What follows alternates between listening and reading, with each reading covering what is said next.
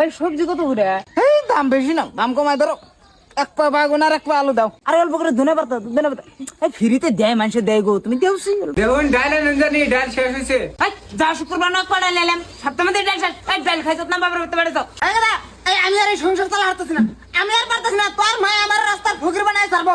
এটা পাইছিল, পায়েস বানালো 5 কেজি গাখিরের মধ্যে 50 গ্রাম 100 গ্রাম চাল ডাল লাগবো। আঙ্গো গেতার মায়ে পায়েস বানায়, পায়েসের মধ্যে খালি গাখিরি চাল বিছরাই বান্ধা না। ভাই দুইটা আন্ডা দৌছে না গো, আঙ্গো বাড়িতে মানুষ নাই তো, খাবো কেরা? এই দুইটা আন্ডা খাইতে আঙ্গো 5 দিন লাগবো। আন্ডা তো আবার ভিতরে নষ্ট না, নষ্ট থাকলে কিন্তু ঘুরাই দিমু। দেখো মাছ কেজি কত করে?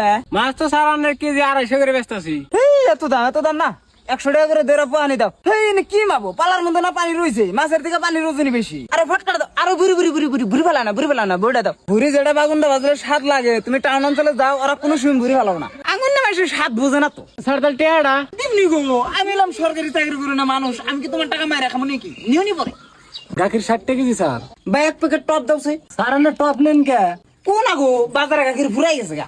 এই বিড়ি দেছে এনেন স্যার। আরে না মুড়া না, প্যাকেট থেকে বাইকের খুলে একটা দে, মাসে দিশাও না দে। স্যার এদিন 2টার বিড়ি নিয়ে গেলেন, পয়সাটা দিলেন না তো। দিমনি লেগে তো